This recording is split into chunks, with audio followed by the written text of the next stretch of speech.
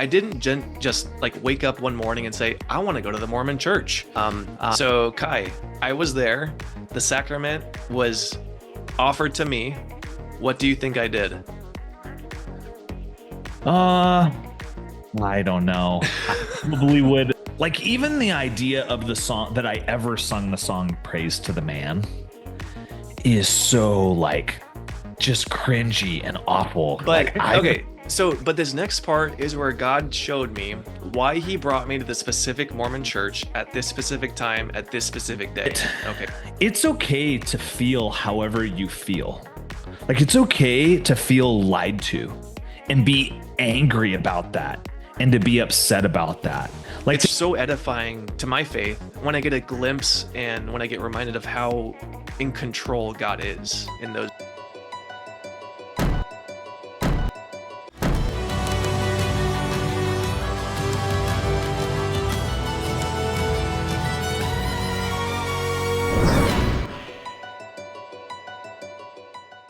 What's up, guys? Welcome back to another episode of Jesus Stories. And today I'm joined by Kai Van Leuven, host of the Jesus for Mormons podcast.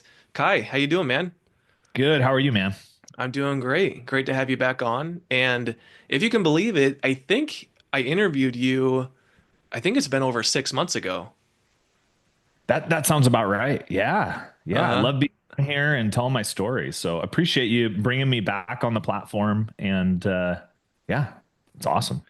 So today, as I already kind of told you, I'm going to be walking us through my first time going to a Mormon church. And Kai, you were attending a Mormon church at least once every week for 30 years of your life. You know very well what those services and meetings are like, but I've never told you about my first time experience of going. But I grew up in a very Protestant atmosphere. And that being said, what do you think might have been some thoughts that crossed my mind or some things that might have stood out and caught my attention of being like, well, that's different. If you could try to guess. Ooh, going to a Mormon church from a Protestant. I mean, I think it would depend on what like type of church you came from. I've church hopped a lot in my like especially in the last year, I moved to a different, region of the country, let's say. And I've been to a lot of different and each one kind of has a different flair. I think the emphasis on reverence maybe might be a little bit different depending on what type of background you come from. Like the idea of walking in and maybe there being an organ or a piano playing, and just like people not maybe being as boisterous or outgoing. And I should specify this was a YSA meeting. Oh, well, that's good to know. So, yeah. So for those of you who don't know, YSA is young single adults. And was it a fireside or was it a Sunday morning? Sunday morning. Oh, wow. That's like a whole other ball of wax, because there's no kids. So Right. it's like, uh, I mean, you can hear someone coughs and it like, I mean, it's just so quiet in there. Um, Gosh, yeah, that would be an interesting experience. So you walk in, you sit there. It's usually pretty darn quiet. Maybe people putting together the sacrament. Is that maybe what you experienced? Front right side, somebody maybe preparing the sacrament. There was, yeah, that was on the right side. Okay, so I'll dive in and we'll see how Okay. kind of, yeah, we'll see how close you got. But before we get to the actual church service, I want to give some background because I didn't just like wake up one morning and say, I want to go to the Mormon Church. So back in May 2023, so let's see, so 2 years ago almost, I received a friend request from a Mormon missionary who was serving in a zone close to my work. I accepted his friend request. I sent him a message and invited both him and his companion to come down and to my work for lunch. And they accepted my invitation. They came down, and I bought them both Subway sandwiches, and we had a great conversation. Here's a picture of us after our meeting. And towards the end of the meeting, I asked them if they had any questions that they would like to ask me. And they said something in regard to, it was something in regard to like authority.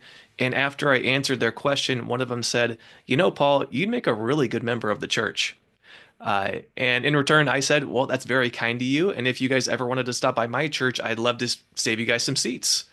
And the funny thing is, like, it wasn't even on my radar to invite these guys to my church. For some reason, it just wasn't on my mind, and this really organically just happened.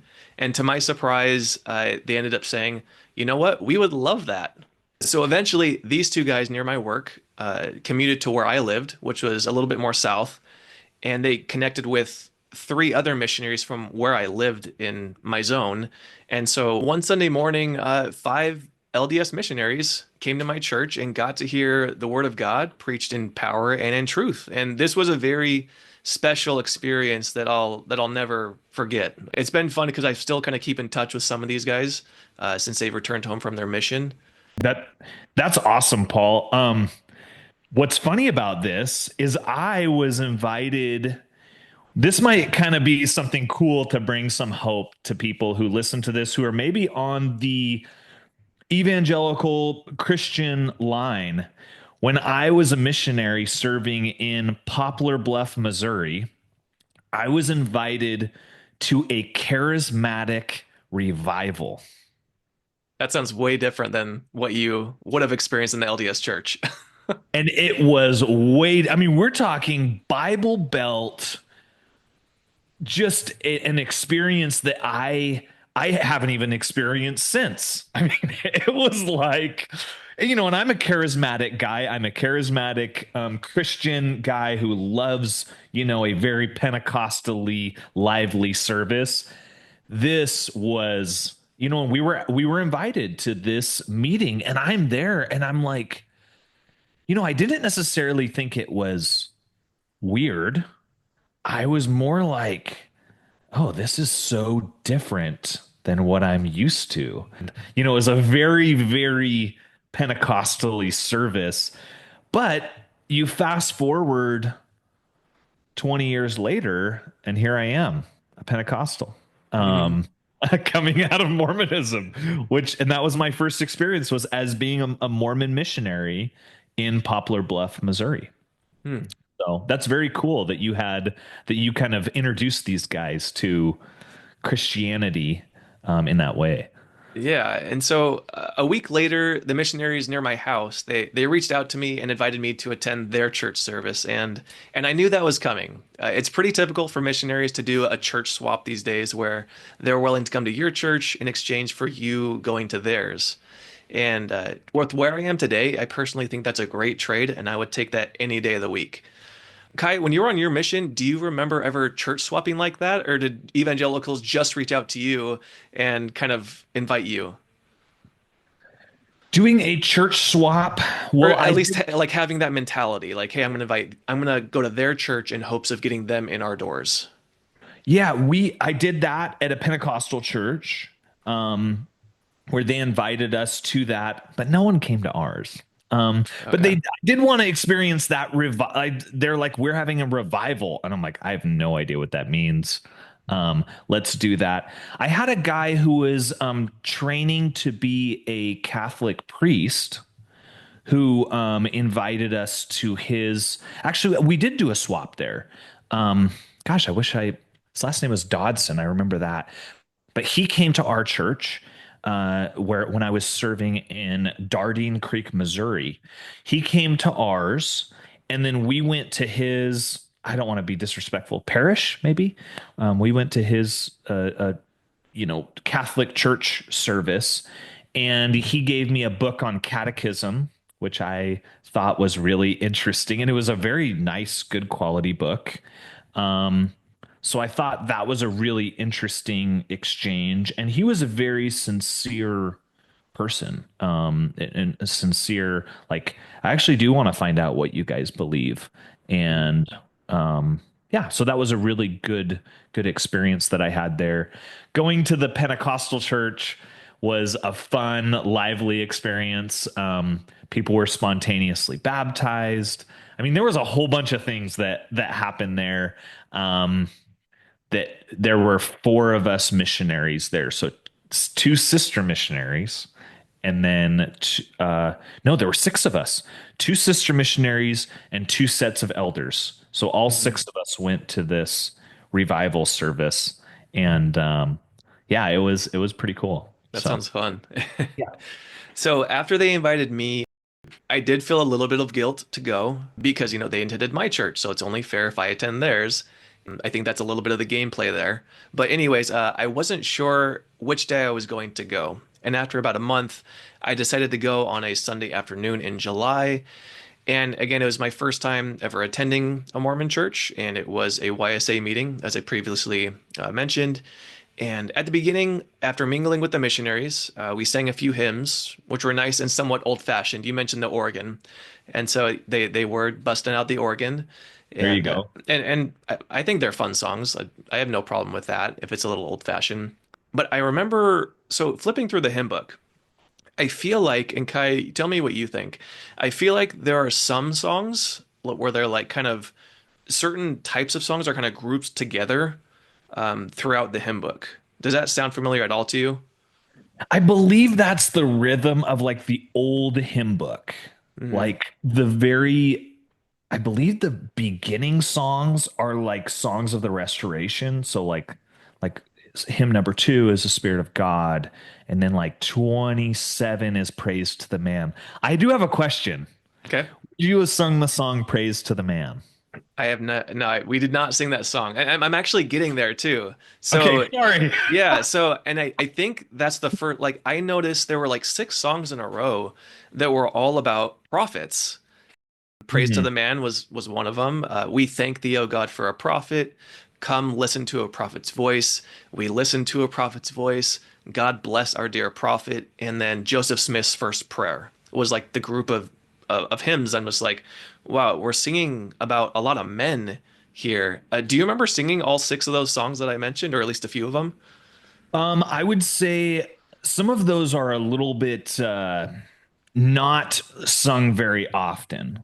So you would sing like "We thank thee, O God, for a prophet," or "Praise to the Man." You'd sing that. I mean, for those Mormons at home, you all know when it's coming when the organ plays those first three notes. Um, you'd sing that a lot. Joseph Smith's first prayer, I've sung that before, but not often. And then the other two, like Listen to the Prophet's Voice. I don't even know what song that is. Like I couldn't even tell you the tune. Uh, So it seems like there's just kind of like a handful that are played a lot. So, Yeah. okay, since leaving the LDS church and attending kind of a mainstream Christian church, doesn't matter which one, off the top of your head, how many times have you sung songs of praise to men claiming to be prophets? Outside of it, never. I mean, that would be so like even the idea of the song that I ever sung the song Praise to the Man is so like just cringy and awful. Like I just don't I mean I think that I just think it's so like backwards for how this whole relationship between God and man is supposed to work. Yeah, and so this is obviously something that creates a very big division between Latter-day Saints and Protestants, Pentecostals, just any kind of mainstream Christian denomination. You will never hear evangelicals singing praises about men like this in any way. And I've heard Latter-day Saints respond and say, well, we don't worship Joseph Smith or modern prophets. We just revere and respect them. And from my perspective, if you're revering or praising any other man besides Jesus during your church's worship service, I'm sorry, but that's idolatry. Do you Well, have I could speak to that a little bit. I have a really hard time now, even in the mainstream Christian church, acknowledging even titles, titles of pastor, titles of like leader, apostle, all of those things, because I think it can take the focus away from really why people are there. Like you're there to worship Jesus, not to elevate anyone else up. Mhm. So my pastor, I refer to him as Brandon. Even Pastor Brandon is something that I feel elevates people and gives them a title that I'm not comfortable doing as somebody coming out of Mormonism and it puts so much emphasis on elevating people to a position, whether that's bishop, stake president, elder, President Nelson, whatever that prophet, right? It's all about elevating these people to a position that's maybe above a general member of the church. Hmm. A little bit of a transition, but in an upcoming video, I'm actually going to be bringing on my first non-Mormon related interview to talk about what Christ has done in his life and how God led him out of the Jehovah's Witness organization into a saving relationship with Jesus. And there are a lot of parallels between ex-Mormons and ex-Jehovah's Witnesses. Hmm. There really are. So if you're a Latter-day Saint or an ex-member of the church, that will be a really interesting episode to watch. But the Jehovah's Witnesses have a hymn book as well. And one of their songs that they occasionally sing during the worship service is very similar to the LDS hymns that I just listed about praising men. And this song is called Shepherds, Gifts in Men. And I wanted to just listen to it real quick. And then, Kai, I want to get your thoughts on it. Okay.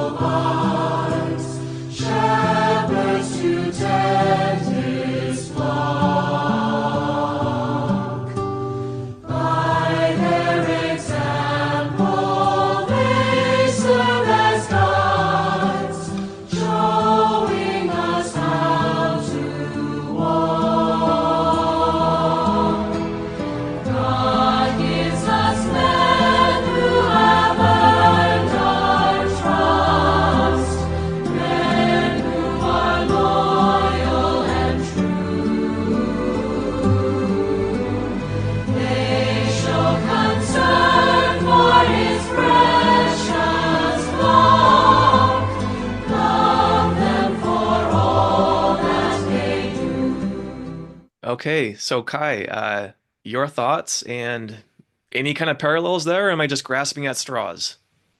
I think there are some parallels.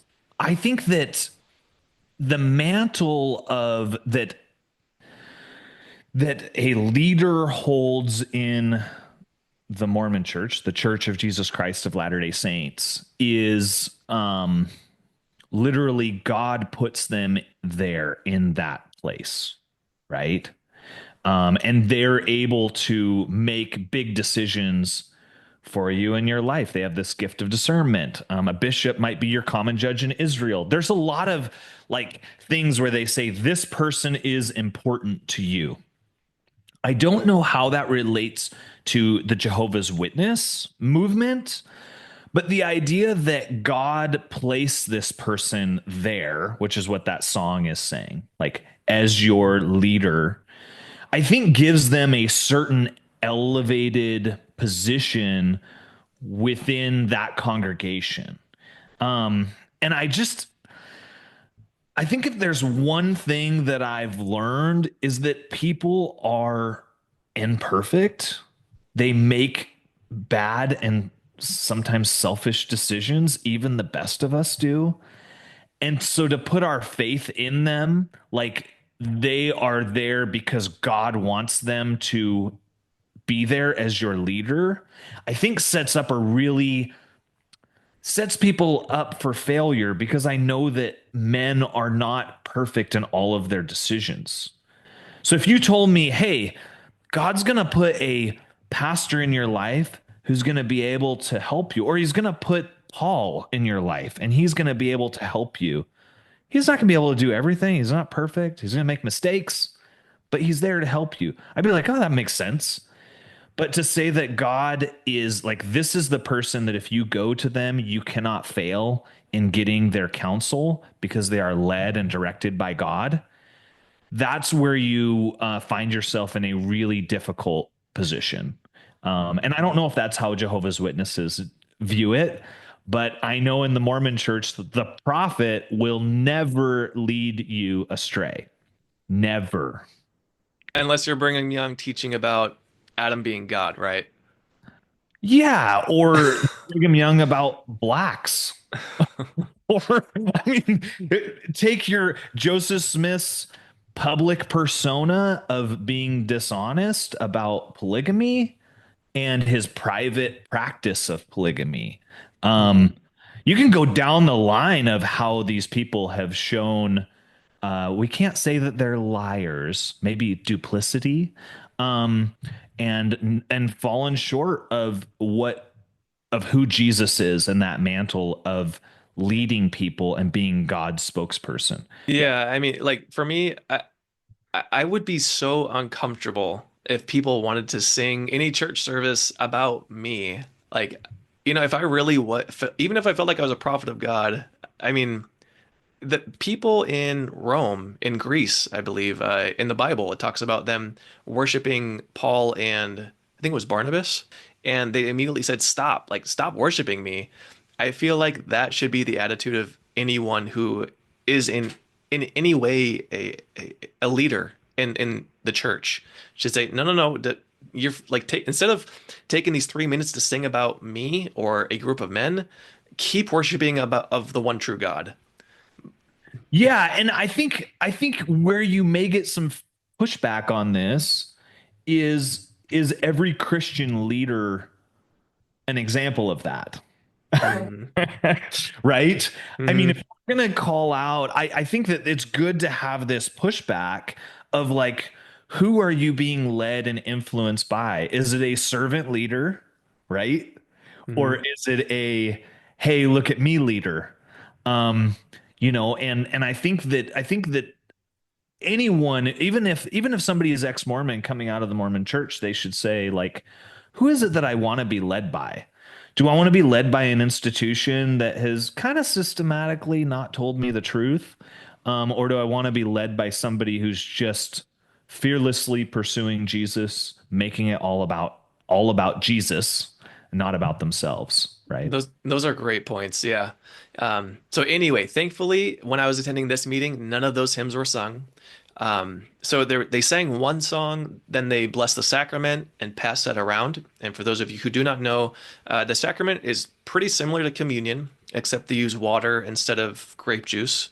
But before the elements get distributed in the LDS church, there's this pre-recorded audio prayer that comes on the speakers, and it plays the exact same thing every Sunday when they take the sacrament. Do you remember that, Kai? No, it wouldn't be. It was pre-recorded. It was a pre-recorded over, like, yeah. There wasn't a person. So, man, they must have changed that within the last few years of me not going. So I stopped going. I stopped practicing 3 years ago. Okay. Um, but it used to be that there would be somebody who would get, down on their knees where the bread and water are passed, and they would pull out like a little speaker. And on that speaker, they would have the sacrament prayers. So that would be DNC 4 and DNC 5. Um, for the bread and water, or no, I'm sorry, Moroni 4, Moroni 5, and then DNC 20 is where Okay. those verses would be. And you would have to read those off. So you'd have to read off, "O God, the eternal Father, we ask thee in the name of thy Son, Jesus Christ, to bless and sanctify this water to the souls of all those who partake of it. They may drink it in remembrance of the body of the blood of thy Son, which thou hast given them, that they may always have his spirit to be with them, that they may always keep his commandments and have his spirit to be with them." So you have to say that, but you have to say it perfect. So I would have had to redo it. Hmm. And so I think that that's why they changed it, probably, is to spare people the embarrassment of Mm. having to redo it. Okay. Um, So that's making me kind of wonder if it was specifically just my ward that I attended that might have done that, or maybe it was just okay. So it's not every Sunday everywhere. So I need to kind of rephrase that, I guess. yeah, I think that that's also I'm curious on that because that's like a new addition to have Hmm. them just hit play. I've never heard of that until now. Yeah, and so when I was there was a pre-recorded message, prayer to bless the water or the bread. One of them was first. They passed that around, and then another pre-recorded prayer to bless the other element, and that gets passed around. So Kai, I was there. The sacrament was offered to me. What do you think I did? Uh I don't know. I probably would. I mean, me personally, I would probably pass on it. Uh-huh. Just, What do you think I did though? ooh, I don't know. I would say if I had to bet, I would say I think you might have taken it. Uh-huh. So But I I'm gonna gotta, help you out. Let me help you out. okay. So I smiled, I held out my hand, and I said, "No, thank you." Perfect. That's what I did. So you can sleep soundly tonight. Okay, good.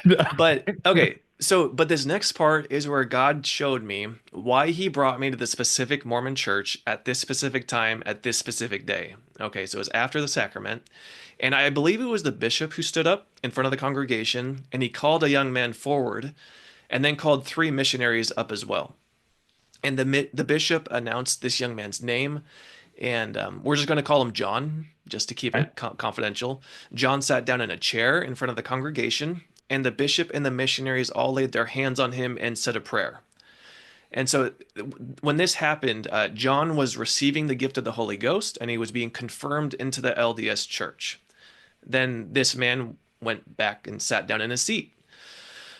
Then a different guy came up and he gave a talk, a member of the church. We sang a hymn. Another member of the church got up, gave another 10-minute talk, and then we went home. And that was my experience that morning.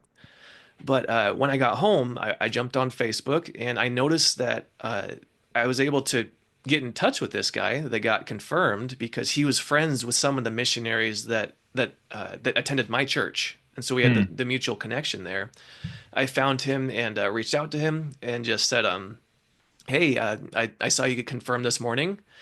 Would you be willing to jump on a phone call and just you can tell me more about your testimony, what your background is like, and what caused you to join the LDS Church?"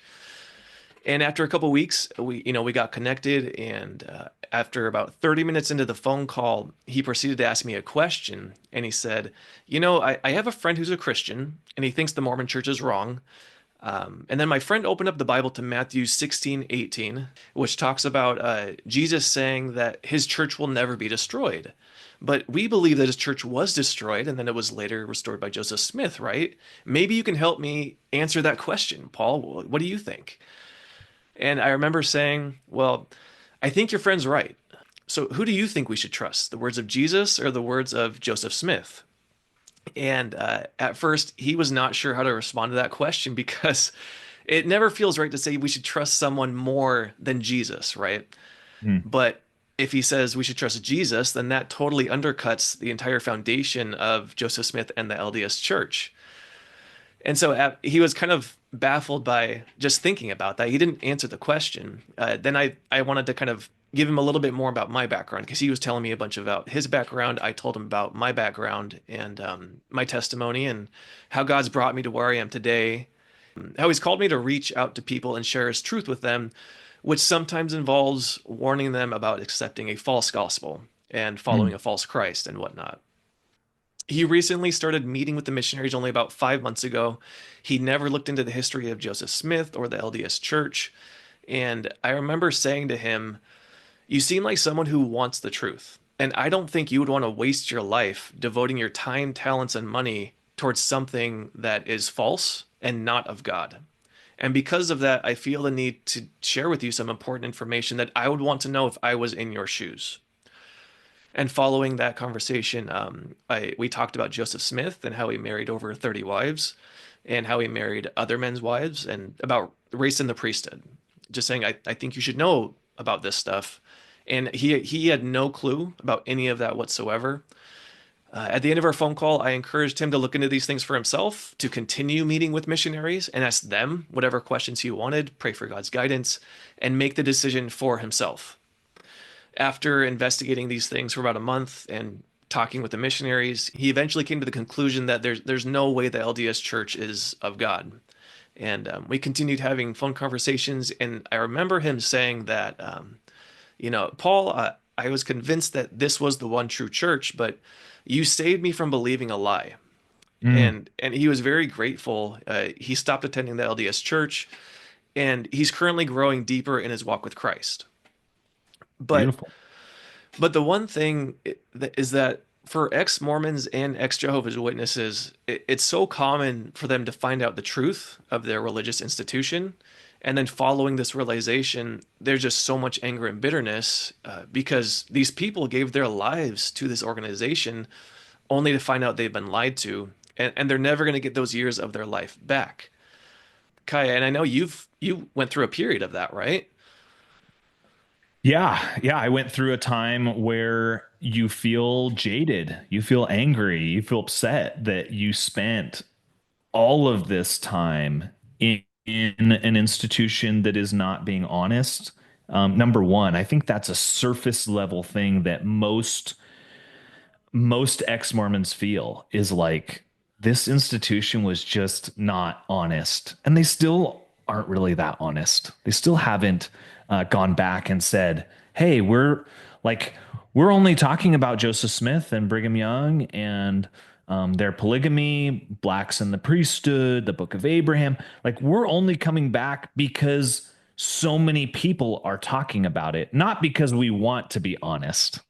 Um, when you talked about going back and preaching the gospel to this new recent convert, um, it reminded me of being on my own mission, and we would baptize people. We baptized a gal in Farmington, Missouri, and she was like totally into it, totally into being, Mormon, reading the Book of Mormon, all that stuff. Nice, super nice gal. And I remember weeks after she had been baptized trying to call her. She didn't pick up my call. I thought, well, that's weird. I mean, this is somebody that, is I had a good relationship with. I talked with a lot. I, you know, preached the restored gospel. I'm not going to say preach the gospel, preached the restored gospel to her. And now she's totally ghosting us. Um, and I remember finally getting a hold of her, and she said, hey, Kai, I don't want you to ever contact me again. I think what you teach is false. And I remember how much that hurt. Like, it hurt me um, because I had a personal relationship with her, but it also hurt because I believed that the restored gospel was the truth and that she was rejecting it after just being baptized only a few weeks. Hmm. Yeah. So, okay, Kai, I need you to stay with me as I make this transition. For this next part of the video, I originally included and discussed a related clip from a movie that was intended to be a little bit more on the lighter side of humor, and there was nothing wrong with it. But I chose to remove that segment because I came across a different clip that I believe is better suited for this topic, which consists of a woman pouring out her heart and explaining how hard it was when she realized that the Mormon Church had not been honest and that it wasn't true. She goes on to explain how incredibly painful this realization was. And I quickly realized that her testimony paints a much more accurate picture of how so many people feel after leaving the Mormon Church. I'm going to go ahead and play the clip for you right now. And I think about the fact that you were a church employee, right? Yeah. While I was still at BYU, I was having serious doubts that I absolutely kept to myself. Like, I would never, ever speak of them to anyone. Right. Because I would never want anyone's faith to be shaken the way mine was. Like, to go from ultra orthodox to a few doubts and questions to the CES letter, it was horrific. I wanted the church to be true. So I'm reading and I'm like, oh my gosh, like it dawns on me at some point, oh dear, the Book of Mormon might not be what he said it was. It was such a loss for me to realize that Ammon wasn't a real person. It was shocking and it hurt, and I felt loss. I honestly felt like I don't know myself. I don't know what's real. I don't know what's true. But every time I would find out something new, it would just send me down this like deep depression where I would cry for days, not sleep at night. I was a nervous wreck during the day, but the church knew the truth. And they either misrepresented it, omitted it, or flat out lied. That's a hard realization. When I sit in my temple recommend interview and they ask me if I'm honest in my dealings with my fellow men, and I could answer yes. But the church that's asking me if I'm being honest isn't honest. It's baffling to me, like mind-blowing, earth-shattering. Like I felt like I was like losing it, like having a mental breakdown, like actually going crazy. Like I might need help. I might need to like go get help somewhere. Like, basically my whole belief system has shattered, like fallen apart. It's gone. It's gone. I got to a point where like I don't want to live and I'm willing to do the deed. And You wanted to die. yeah. Oh yeah. Yeah. So much pain for me.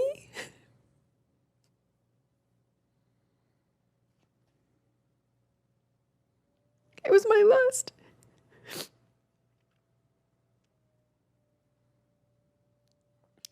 That was a thing that I knew for sure. This church isn't true. Like there was no question. There's no going back. There's no what if. There's no, if I read enough, I'll find out.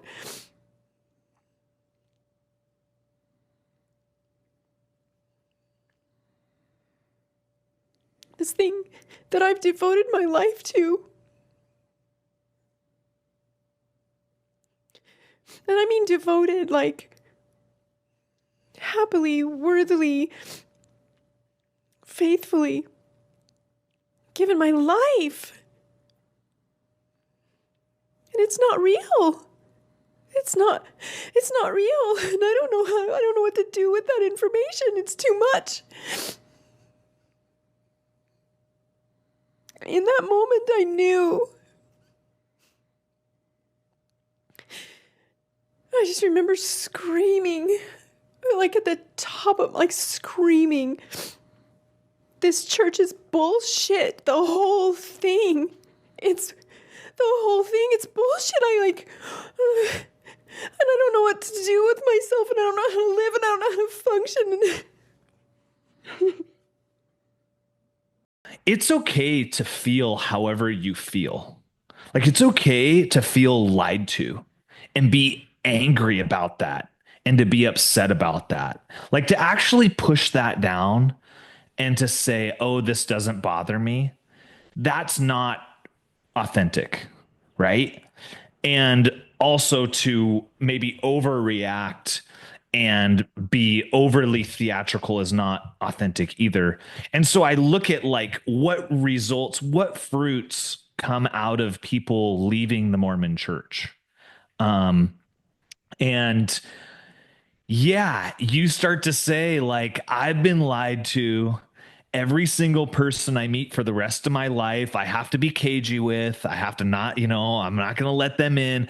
I think that's a really big, gross overreaction, right? And then the idea of, well, I just left this religion that wasn't lying to me. Well, I just need to attach myself to something as fast as possible and like not deal with that hurt that I feel. And that could be attaching yourself to anything. For me, I wanted that to be coaching high school wrestling. That's what I wanted to attach myself to and have that be my life ambition, right? I don't think that's healthy either. That wouldn't have been healthy for the kids I was going to coach because I hadn't healed yet. I hadn't healed of all that anger. Like I see so much hurt in the ex-Mormon space. And for me, it's just like, dude, I get it. Like I don't throw shade on any of those people. Like I've experienced that and I took about a year to be like, do I want to be this hurt, angry person for the rest of my life? Like it took me a year to maybe ask that question. Like, is that what my identity is going to be? An angry ex-Mormon who's on ex-Mormon Reddit, listens to the Mormon Stories podcast way too much. Like, is that going to be, is that going to be who I am?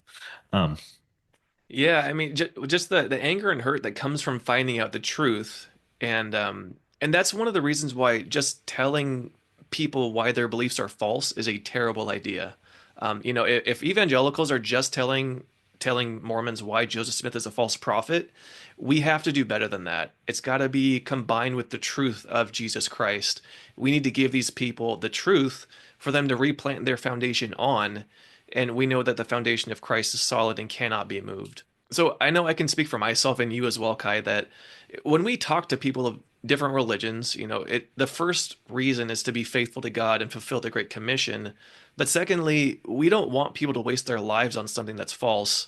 And I genuinely have compassion for people who are in a false religion, preaching a false gospel that they think is true. And as a result of that dedication, so much of their life is wasted. And that's one of the things that really drives me in this ministry, and I know for you as well, Kai. But okay, circling this back to my friend John, it's crazy to see God bring people into your life because so many details had to happen just right in order for he and I to like cross paths. And it all started with that Mormon missionary sending me a friend request. If I didn't see that friend request, I wouldn't have met. I wouldn't have invited them down to our work. I wouldn't have asked them that last question. I wouldn't have invited them to my church. They wouldn't have attended. I would not have gone to their church. And I wouldn't have gone on that exact same day that he was getting confirmed. Because even if we did go to the same church and if he did not get confirmed on that day, he would have just blended into the crowd and he wouldn't have caught my attention at all. When I think of that, it's just like, it's so edifying to my faith when I get a glimpse and when I get reminded of how in control God is in those circumstances. yeah, it's totally beautiful. Like, and I think that's the way that God works. I'll tell you, as a missionary, there are so many people that you will baptize who will become inactive after they find out really what the history of the Church of Jesus Christ of Latter-day Saints is. People will join it, and because the church isn't truthful about its history, then they find out, and then they're like, "Oh, I want nothing to do with religion at all." Like this, I think, very sincere desire for people to connect with God is kind of tainted by that experience of being led in a way, and maybe it not, and the history of the Mormon Church deceptively not, a very curated history being told, and the real history being not told at all. And I think that's really sad because people are sincerely reaching out for God, Hmm. right? And it's leveraging that. Yeah. So that's all I got for today, Kai. Do you have any closing thoughts before we sign off here? I think it's interesting. I just hope that people,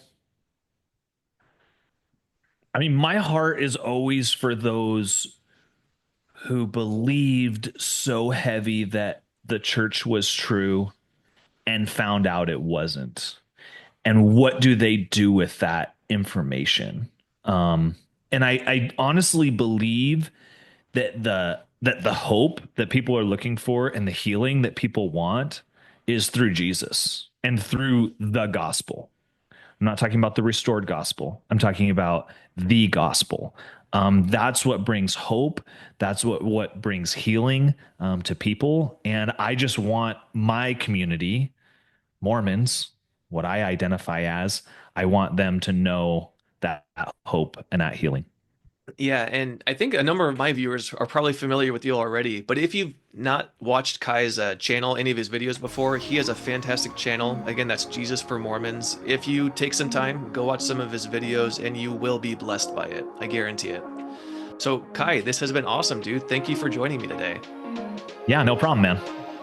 Until next time, thank you for watching. God bless, and remember to never stop chasing after Jesus.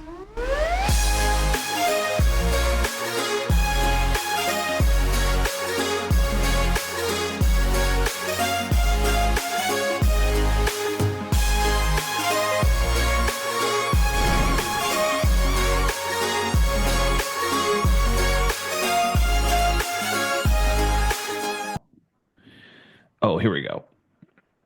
No. Oh. Yes, I see ya.